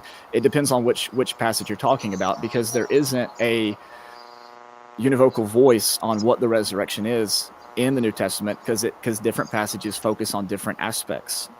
Some very clearly are talking about the point of conversion, for instance, when one believes the gospel and is brought into the body of Christ, raised from the death of their sins. There's other passages which are more eschatological in nature. And so I think that what happens with the resurrection is ultimately something that is unseen. It's something that might be called mystical, but it is signified through an outward sign, being the fulfillment of Jesus's words in the destruction of Jerusalem and the time surrounding that. So what happened at AD 70 is a vindication of what happened at the cross and the resurrection.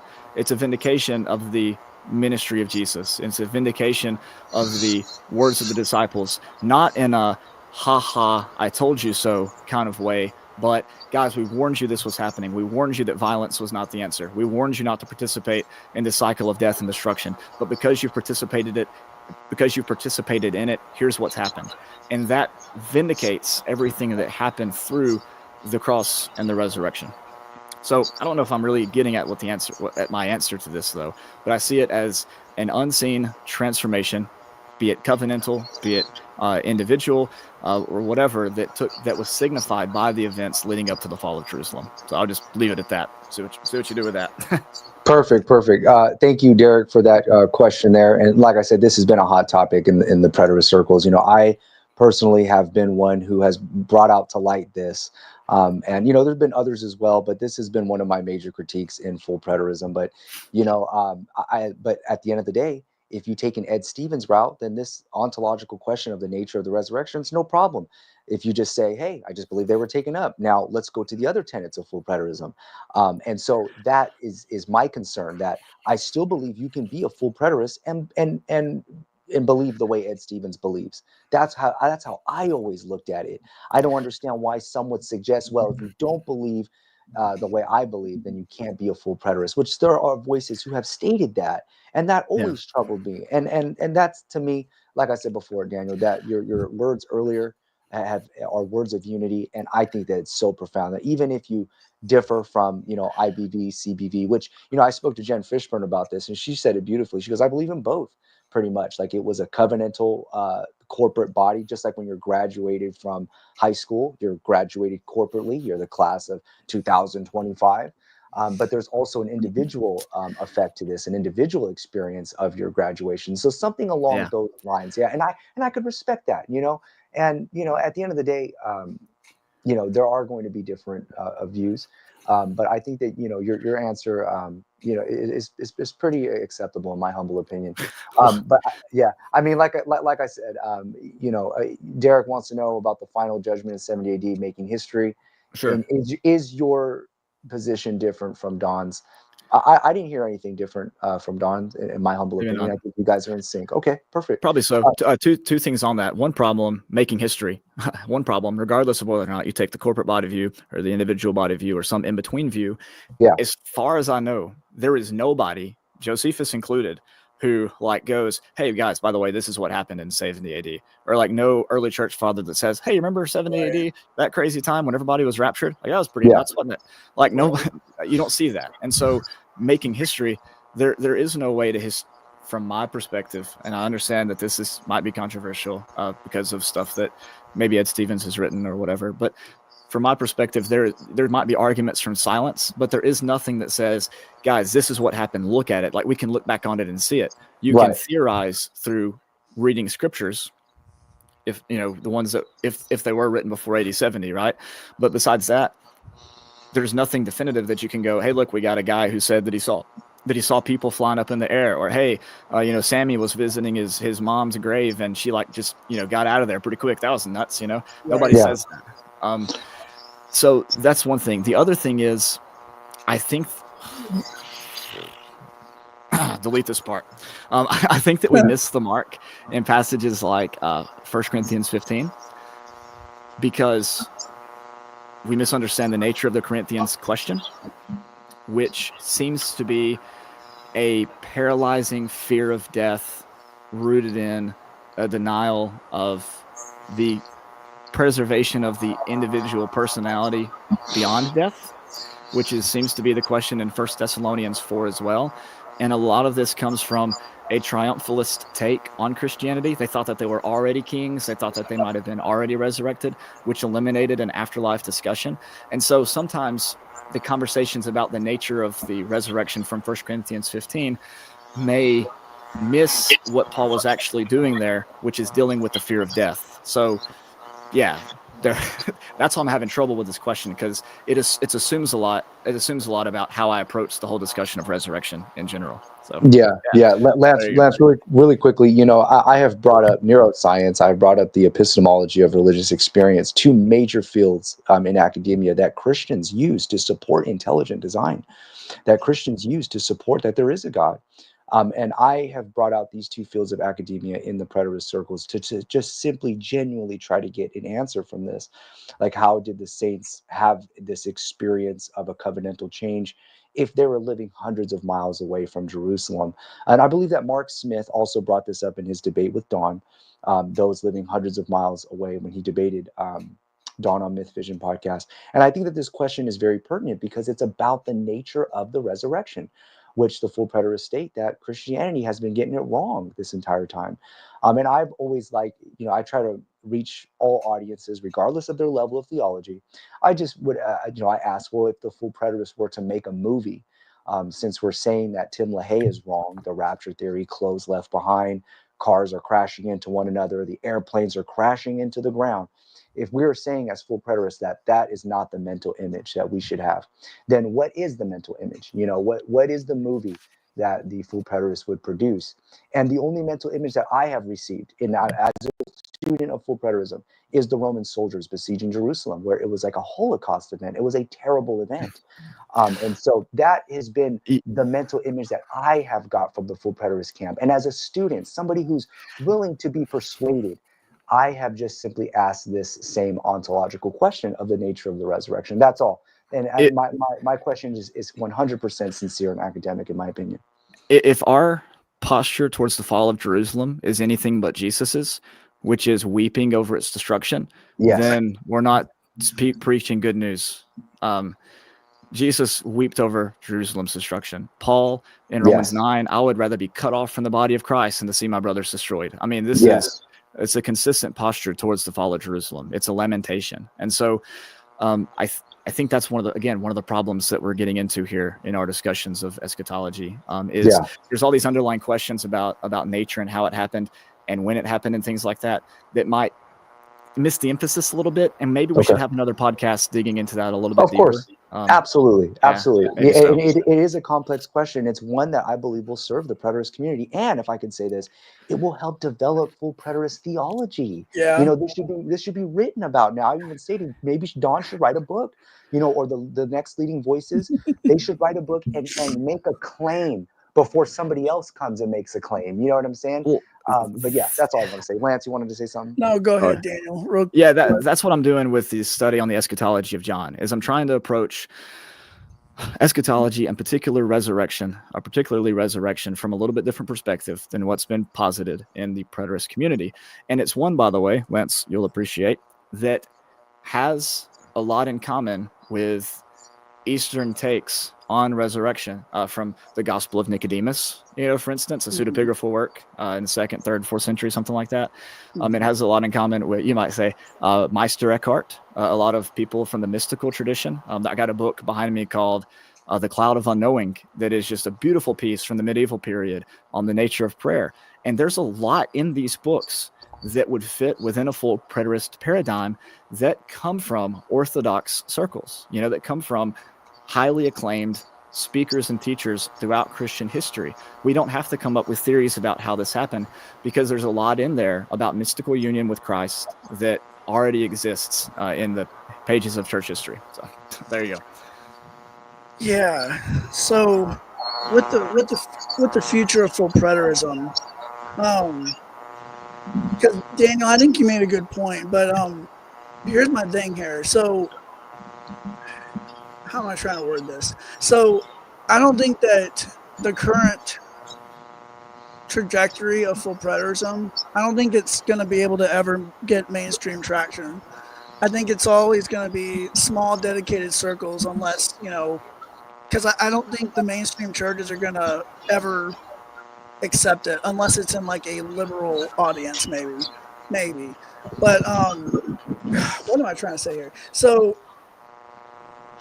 I think a bunch, like, for the future of full preterism, I don't see how, even if it gets off the internet discussions, like it needs to, but like, even if it gets an institutional support, I think that since it's become more well known, the scholars, that are around, and even secular scholars are coming at it again, now.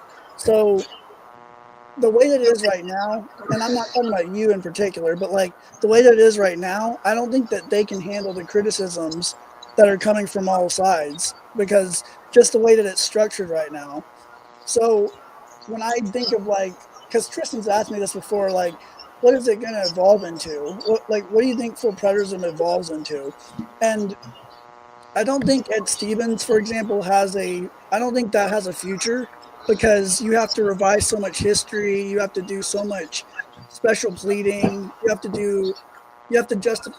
It's not a bad thing if you're doing an argument of silence, but I mean, these are things that the scholarly people are gonna like bring up. Like this is obviously historical revisionism, all of that, and you get that some with CBV also. But I, I think like you said, the fragmentation that's not gonna help it. I don't see how they don't. I don't see how in its current state they don't go down a universalist route. I also don't see how they don't try to do um, like more new age, like Max King and Doug King are doing. I also don't see like you talked about mysticism. I think that you have to like to make this any form of a movement. I think that they would have to try to join liberal Christianity or Yeah. like integrate itself into mysticism because otherwise, like I don't think it can survive in a conservative circle. You know what I mean? Well, Like, let me. Yeah, can go I hop ahead. on there? Yeah, go ahead. Yeah. First off, I want to make it clear that the mysticism I'm talking about is not unorthodox or new age or anything like that. It comes from orthodox circles, people who have, been highly acclaimed by the Eastern Orthodox Church, by the Catholic Right. Church, by other circles as well. Like these are legitimate people from the very beginning who have spoken of God and their relationship to Christ in this way. Second, I tend to agree with some of what you're saying there, because just historically speaking, the modern form of preterism, understanding that it has shown up in certain ways in the past, J. Stuart Russell and whoever that Jesuit dude in the medieval period reacting to, it showed up in certain ways. But the modern version of preterism that comes primarily from the Churches of Christ and from the Reformed tradition is rooted in modernity. Right. We're talking about things like on the heels of the debates, the Scopes monkey trial, reaction to new atheism, reaction to old atheism, Anthony Flew and everybody else. I mean, this is a response to critical approaches to scripture that often comes from more conservative, more fundamentalist circles who highly emphasize biblical inspiration and inerrancy and infallibility and things like that. And with a wave of postmodernism, liberal Christianity, the rise of podcasts like the Bible for Normal People and things like that, or even the scholarship of those who aren't necessarily all that liberal, who might have some what would be considered liberal takes, but who are generally more conservative in the Eastern Orthodox tradition, who just question how to approach scripture in general. I'm thinking about David Bentley Hart, Brad Jerzak, people like that. That's going to challenge the foundation of a lot of what preterism is built upon, which are modern assumptions about scripture that flow out of the Protestant Reformation. And the question is, are those things going to be sustainable through this age of postmodernism? Will they survive the wave of postmodernism? And that's a genuine theological question, regardless of what side you're coming from. Yeah. So. I actually talked to Hart about this. I'm friends with his brothers, and they actually got me to where I could talk to him for a little bit before he had his back surgery. And he had some interesting stuff to. Half the time you talk to Hart, you have to have a dictionary next to you because he's saying like supercalifragilisticexpialidocious, and you're like, what did you just say? But anyways, yeah. For example, there are people within liberal Christianity who hold the preterist views because they see it as undoing rapture theology and premillennialism and dispensationalism. Brian McLaren has written about this. Rob Bell has written about this in the book Love Wins and Jesus Wants to Save Christians. Brian McLaren in The Last Word and the Word After That talks about it some. Even in the introduction, he says maybe there's an author coming along who will pursue preterism in a little more fully, things like that. So liberal Christianity has caught on to preterism as a solution to the problem of time, but also as a way to counter severe dispensationalist takes that often weaponize Israel and things like that. So it has went into other circles too. I don't see. I see it if preterism survives and evolves. I think I've told Don this. I've jokingly said this, but I'm like, Don, why don't you join the UCC? You know, like, like go join the UCC, and your views might be taken actually more, seriously there instead of the Church of Christ. Well, Don and I come from the divided Church of Christ, not the Right, United Church right. of Christ. Yeah, Yeah. true. I know. I just, the United Church of Christ, it's very liberal. So I grew up in that. So I always thought to myself, man, if Don joined the UCC, man, he could probably get a big more following there. Well, some preterists do go that route, joining an Episcopal church Mhm. or a whatever the liberal Presbyterian one is. I always get them confused. Oh yeah. Some people have gone that route. Yeah. Mhm. I think that you almost have to do a mysticism or have it be like the eschatology becomes more metaphorical or personal for societal transformation or something rather than like, oh, this literally fulfilled prophecy. Like, I don't know. That's Yeah. just my opinion, though. I mean, there are idealists who interpret Revelation from an idealist Yeah. perspective, and C.H. Dodd, his extreme version of realized eschatology that Max King wrote about in The Cross and the Parousia. I mean, those takes have been presented, Right. throughout different branches of Christianity. So Mhm. it's not Okay. unheard of. Perfect. Again, Daniel, we do have some people who want to ask questions, and I know that you're more than capable and willing to directly address this one. From Eastgate Adoptionist, he's been pretty active in the Facebook world. He pretty much posts every day, Okay. even multiple times. He interacts very much, and I've even offered him to be on the podcast because I want to serve the preterist community, and anybody who wants a voice, by all means, come on. I treat everybody with respect. Eastgate Adoption is saying, do those outside the covenant today repent of sin or repent of not believing to enter the kingdom? You have the floor. Sure. Let me read a passage real quick. Okay. Revelation 22, he talks about, blessed are those who enter the gates. So, hey, East Gate Adoptionists, there's more gates. There's more gates to the kingdom of heaven than just the east one. You got north, south, east, west. Nice. I don't even know what your name means. I'm just being silly. But he says, outside are the dogs, which, by the way, is a specific reference to male cult prostitutes. If you read the book of Deuteronomy, you're not supposed to bring the wages of a dog into the house of God. Like, I don't know, people talk about this as Gentiles, maybe so, but I think it's male cult prostitutes, whatever. And the sorcerers and the immoral persons and murderers and idolaters and everyone who loves and practices lying. Well, is that sin? I mean, sounds like sin to me. So yeah, people need to repent of sin because, I mean, otherwise they wouldn't be called liars and, idolaters and murderers. Like, those are all sins in the biblical sense. So yeah, of course they repent of sin. No question asked. Perfect. Again, Daniel, thank you for being such a good sport and just being willing to address this live on camera. These type of questions, they get asked in the Facebook world pretty much every day, at least every week.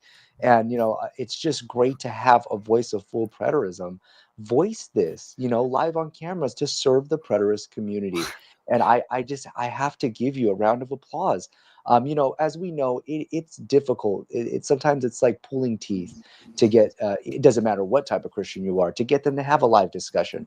And anybody who's willing to put themselves on camera for a dialogue, I have the utmost respects, regardless of the conclusions.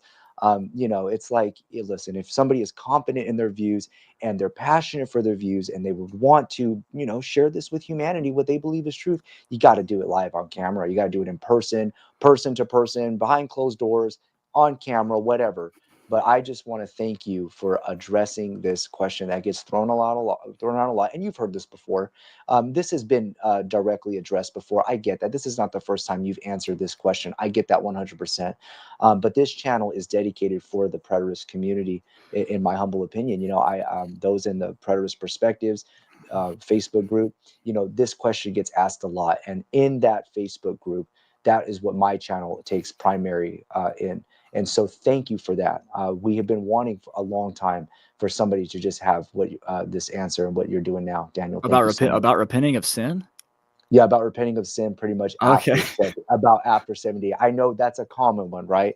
And I mean, I'm just confused by it, I guess. I get it. I think and also in general too, just the people that are asking these questions they're wanting answers, and it's a good thing that you're on here and yes, being willing to come and say. I think that's the context. Yes, I just don't understand what what's so hard about saying that? You know, I know. I mean, I it's not agree. that big of a deal. I agree. I agree. I agree. Well, like I said, I've known in the past you've addressed this. I've known Dawn has addressed this many times. I understand that, but it's Yeah. been lately. We just need a refreshment, is what it is, because Okay, it's I been. got you. You know what I'm saying? It's. We just need this refreshment in those in that Facebook group, and East Gate Adoptionist is in that Facebook group, and Oh, several cool. questions. Yeah, several questions that have been on this podcast are directly related to that Facebook group. Oh, okay. See, I turned You've off seen. notifications. I kept getting tagged like in everyone, you know. I Oh, was I like, get oh, it.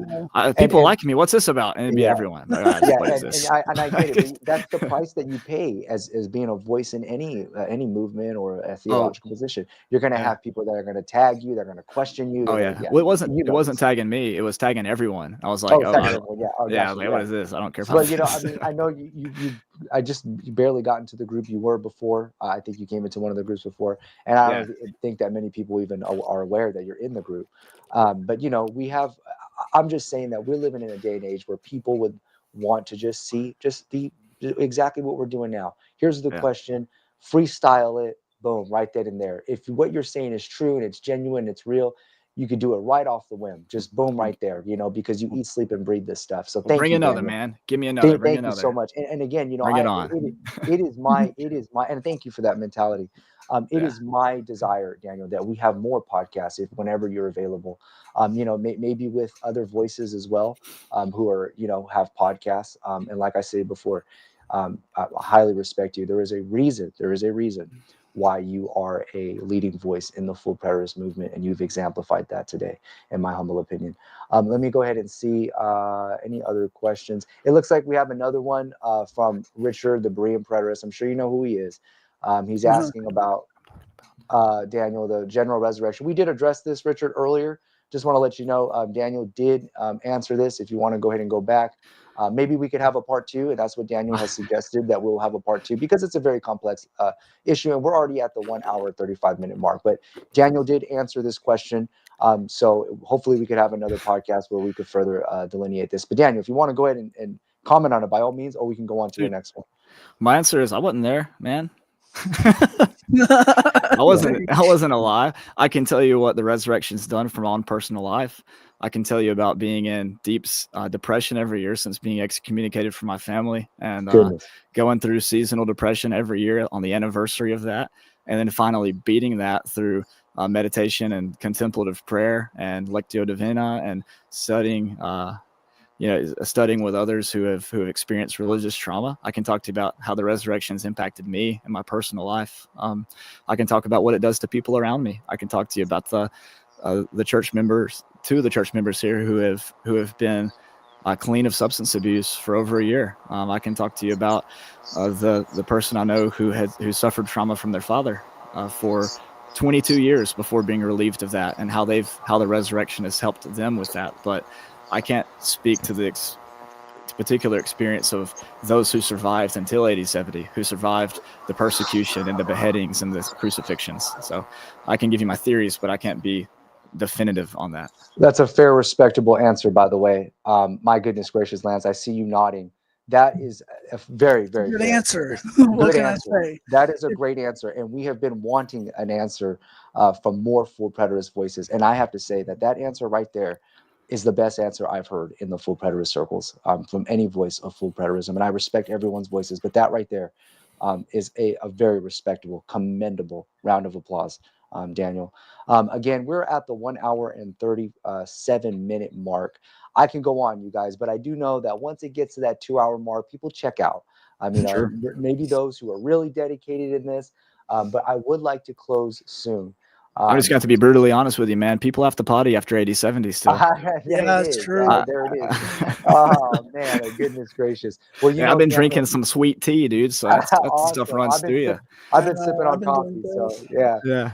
Daniel, I have to say this. I was speaking to Alan Bondar last week, and he speaks so highly of you. We know that he was a former full preterist. We know that he's currently an atheist. We know this, but he has said just the kindest words about you and your character. And that's the type of approach that we should have in our theological differences, because this life is a journey. This theology business is a journey. And there are things that, we may have stated or said years ago that we say, I may have thought about that, or I didn't think about where I'm at now. And my views have changed. That's totally fine. I don't understand what is wrong to just, it's not admitting that you were wrong. It's just stating that you've evolved and things have changed. And, as theology is evolving, more questions emerge. As theology, evolves throughout time, more questions are addressed in the scholastic world. And I believe that this question is a scholastic question. I think it's a fair, fundamental question, and I think that your response is absolutely phenomenal, and that was an exceptional response. Go ahead. Yeah, can I say something about Alan? Of course. Yeah, I love Alan. When I moved to Florida, he was just a little bit over an hour away from where I lived, and man, his whole situation was so heartbreaking. I've heard both sides of the story. I ended up some of the people who were parishioners of his ended up coming to our church just a little bit. It was an hour drive, so they couldn't come every week, but they visit. And I held like a Tuesday night Bible study for them for about a year and a half or so till I started selling copiers. But whatever, that's a different thing. And I have a lot of respect for Alan, and I feel a lot of pain for Alan and what he's gone through. I really do love him, and I try to keep somewhat of a relationship with him over the years, but life gets in the way, and it's been tough. I will say about Alan and Tristan, yourself, and my other good friend Jen, who I supported through all kinds of stuff I didn't believe in with her. But I've always been tried to be courteous to people like y'all, and it really does hurt me as a person of faith to see you guys walk away from faith. Wow. I will say though, and please do not take this the wrong way, you Christian folks out there, Lance, you too, and even myself. Sometimes atheism can be a step towards a more healthy version of Christianity, because the God that you're rejecting is one that looks so unlike Jesus. I've experienced that with several people who haven't gone over that hill yet, but it's my personal prayer that you three people who I love and others who've left faith behind, I just pray that they discover that the God that is love, the God that I see in Jesus. And I've been close to atheism in my own life myself at times, but I really do think that there's a lot of harmful versions of gods out there that are espoused that look nothing like what Jesus looks like.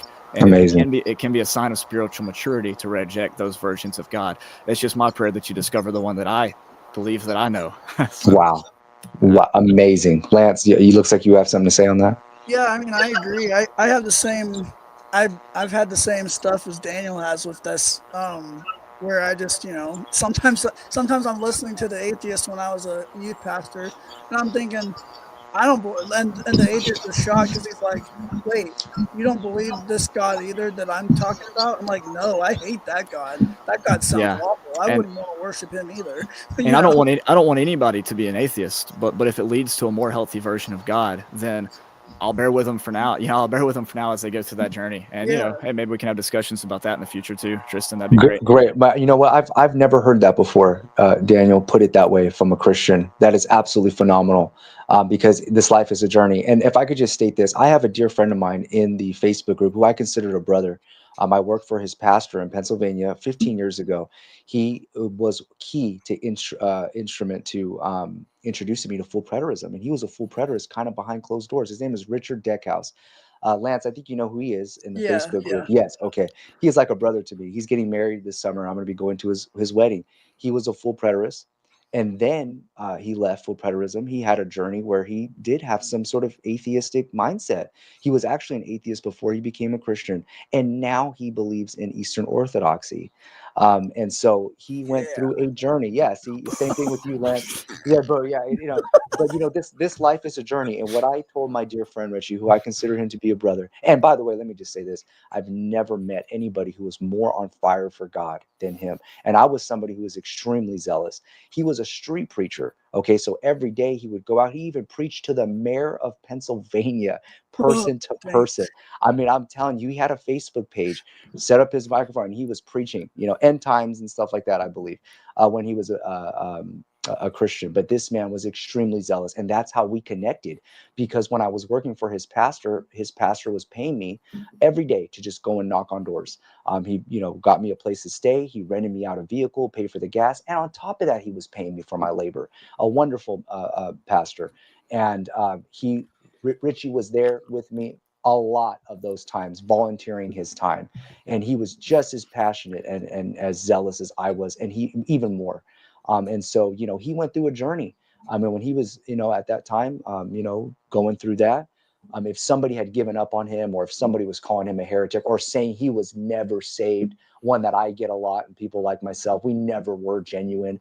You'd have to start judging me when I was a baby, born and raised in church, a 5-year-old in Sunday school, singing praises to Jesus, crying and being genuine. You'd have to pass judgment on me as a little boy. But your response, Daniel, I've never heard of that. I've been born and raised in this, and that response right there. You're a youth pastor, correct? Right now, you're a youth pastor. Yeah, I kind of do like everything, but Okay, my primarily job description is youth pastor. Same here. And you know what? That is a perfect youth pastor response, and that is the mindset of a youth pastor, to still have hope and believe in young people. My goodness gracious, I feel like crying. Lance, go ahead and say something. I don't know what to say. I was hoping to see Tristan start crying. That was. I'm telling you, when it comes to children, man, it really touches my heart. When it comes, and So go ahead, Daniel. Yeah, man. All right. Let me give you a for instance. Okay, let's say you got a 16-year-old kid who's raised in an atheist household. Okay, and he has questions about, like, he's heard about God. Like, I mean, he pays money. I mean, maybe not anymore, but he used to pay with like actual dollars at a grocery store, and it's on God, and God we trust. And it's like, I wonder what that's about. And his parents are like, it's just a bunch of mumbo jumbo. Don't worry about it. And then a kid from school is like, hey, will you come to church with me? And the atheist kid is like, sure, I'll give it a shot. Why not?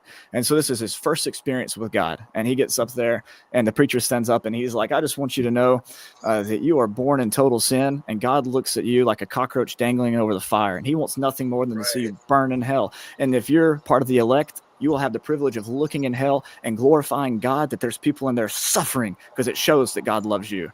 And it's not that how could God not choose people. It's that how could God choose anybody at all, because we're all just so horrible. He hears that, and on the way home he dies.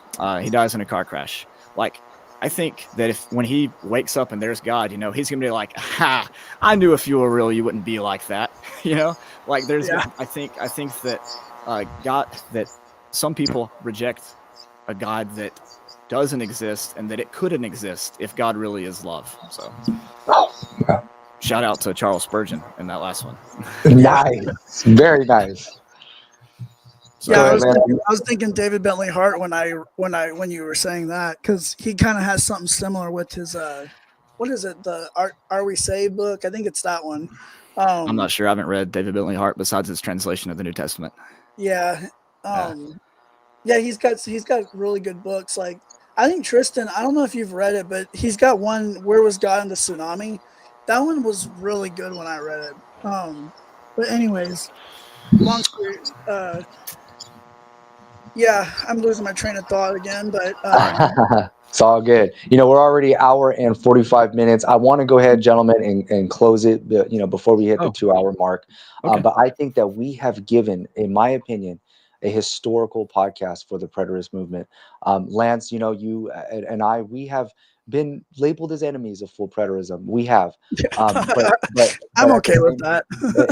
but at the same time, if I can state this, that I still respect of full preterism. There are voices out there that I will never combat with. Ward Fenley is one of them. He had me on his podcast, had a cordial, gentleman-mannered discussion, and you can see that I will never attack Ward Fenley in any type of public forum. Spencer is another one, who's admin now in the preterist community.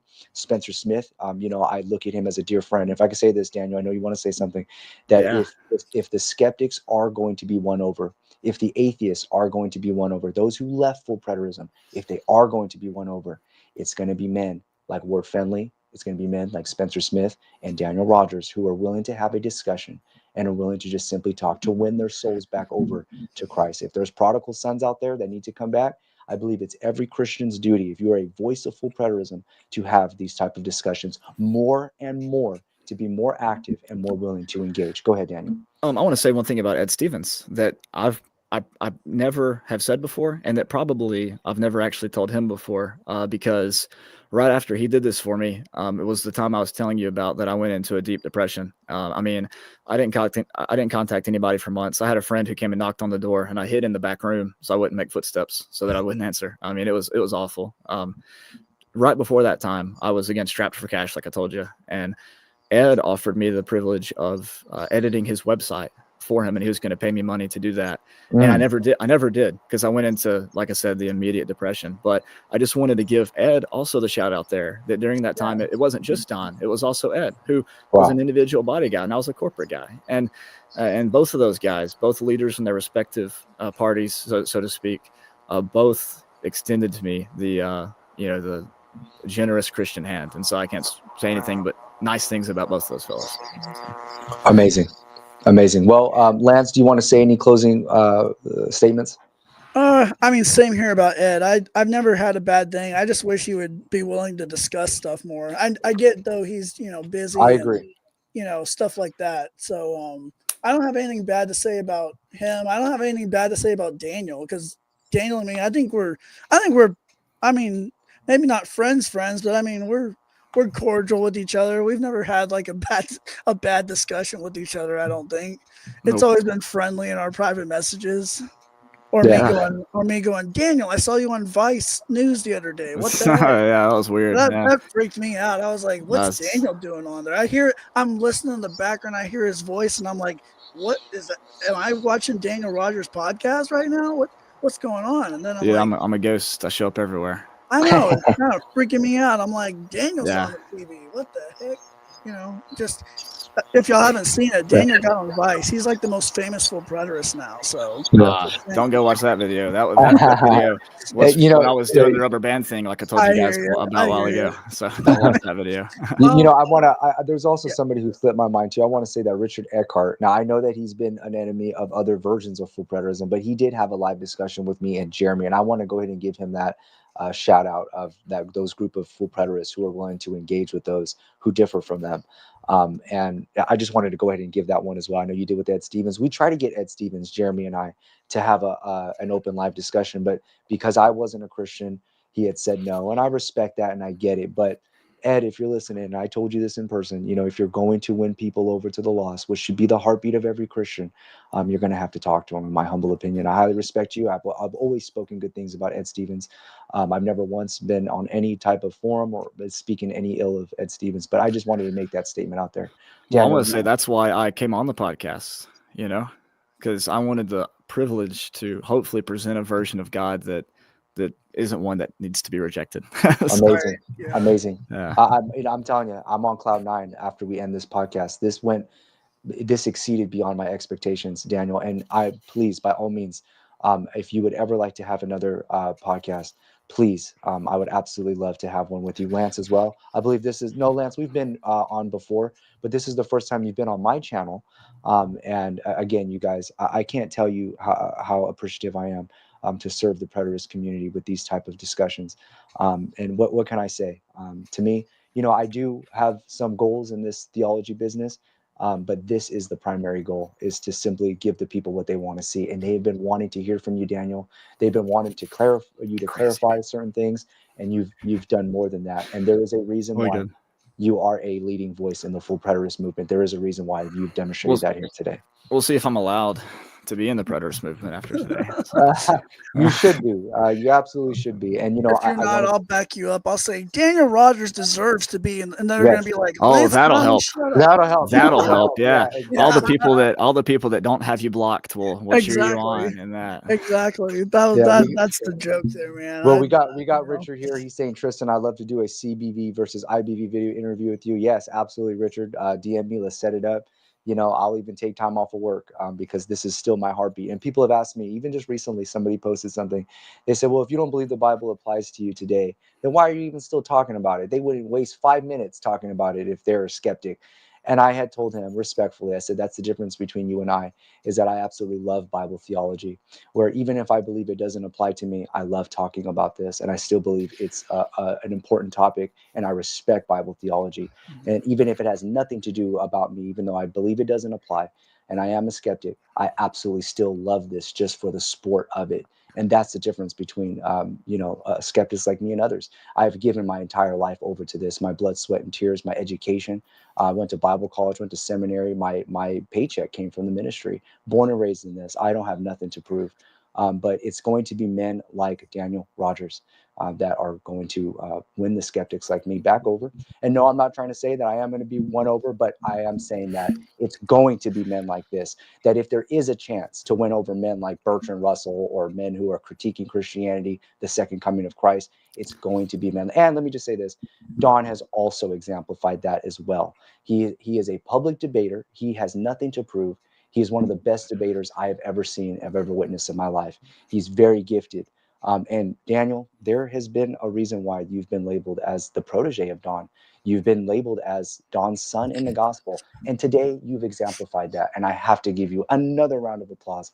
And if there was a standing ovation, I would be in the front row. Well, I don't know who you're so talking anyway, about, but I appreciate it. Oh, Hey, and dear, Tristan, thinking, oh, dear Tristan, Lord. man, the gates are always open, brother. thank you. I appreciate that. I appreciate that. But, like I said, I absolutely love it. I eat, sleep, and breathe this stuff, Lance. I know it's the same for you. This is something I think about all the time. And it's not by choice. This is just something that's deeply embedded. Go ahead, Lance. Please, final It's our remark. weaponized autism going against us. I'm just kidding. No offense to anybody that's autistic. I'm a little autistic myself, so that was a bad joke there. But yeah, I thank you guys for coming on, and thank you, Tristan, for letting us come on here, and Daniel, thank you for showing up and having a discussion with us. I hope we can have a lot more of these. So, yeah. Yes. Activity is something that, I remember Dr. Kent Hovind, he's been debating on Standing for Truth. Don has debated on Standing for Truth, Donnie Badinsky's channel. Dr. Kent Hovind, he had stated, he said he's 70 years old, I believe. He stated before he dies, he wants to have 1,000 debates under his belt. I go, my goodness gracious, that's amazing. When's my turn? You know what I mean? So I'd like to have 1,000 push-ups under mine, man. Oh my goodness, there it is. Yeah. But these, one thing I could just say, this activity matters. I believe that voices of full preterism should give more activity to the embracing other different views. Not just like once every 2, 3, 4, 5 years. But more activity. If I could just give a charge for that, and my platform, and if there's anybody else who's listening, please invite those to have these discussions, so we can serve humanity, so we can serve the preterist community. So anyways, any final remarks, you guys? No, man, just thanks for having me on, and thanks for being courteous, and thanks for not posting a bunch of memes about me. That was nice of you. I appreciate all that, guys. And Lance, thank you for your friendship, and I'm glad that we could still have these cordial conversations behind closed doors where you may have not always received that level of conversation in other places. I'm glad to count you among my friends. And to all of you out there, I probably won't read your comments because I have performance anxiety and all sorts of things. But hey, thank you for being here. And subscribe to Tristan and subscribe to me if you can. I'm out there absolutely. too, I will go ahead and leave your channel. I will leave your channel in the description once it's posted. Lance, I'll go ahead and leave your channel as well. Oh, appreciate it.